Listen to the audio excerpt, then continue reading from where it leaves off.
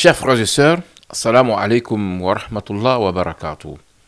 Le thème du jour est la zakat el-fitr, le filtre purificateur de nos actes d'adoration du Ramadan.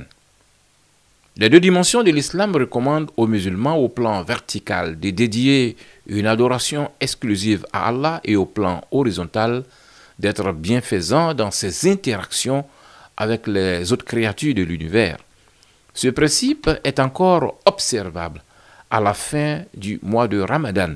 En effet, pour clore ces adorations de ce mois, il est exigé à toute musulmane et tout musulman de poser un acte de bienfaisance à l'endroit des personnes en situation de vulnérabilité en leur offrant une certaine quantité de la nourriture la plus consommée dans la région.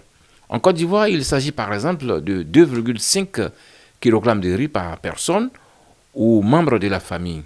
Aujourd'hui, la jurisprudence islamique permet d'offrir à la place du riz l'équivalent en numéraire. La zakat el-fitr, qui est un acte obligatoire de générosité, constitue en réalité un filtre, un moyen de purification des actes d'adoration accomplis durant ce mois de Ramadan afin que ceux-ci soient agréés par Allah.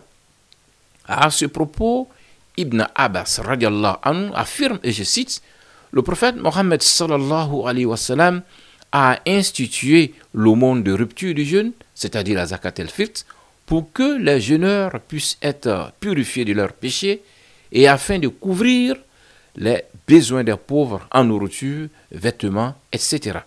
Ainsi, la charité versée avant la prière de la fête est la véritable aumône de rupture du jeûne, mais s'il la retarde et la verse après la suite, il sera alors une aumône ordinaire. Fin de citation.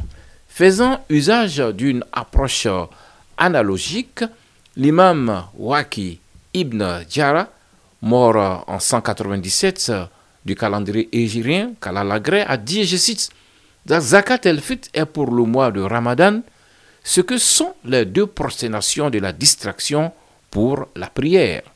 Elle permet de compenser les manques présents dans le jeûne, comme les prosternations permettent de compenser les manques de la prière.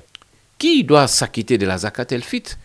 Elle est imposable à tout musulman ou musulmane qui possède plus de nourriture que ce dont il a besoin pour vivre. Cela signifie que, contrairement à la zakat, c'est un devoir pour tous les membres d'une famille de s'acquitter de la zakat el-fitr. C'est pourquoi le chef ou la chef de famille est chargé de payer la zakat el-fitr des membres de sa famille, y compris le bébé d'un jour.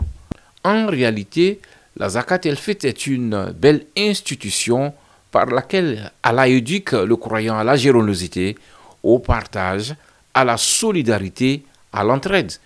Une belle façon de signifier au croyant qu'il n'a pas le droit d'être heureux tout seul, notamment en ce jour de réjouissance, et qu'obligation lui est faite d'être sensible à la situation des personnes moins favorisées que lui.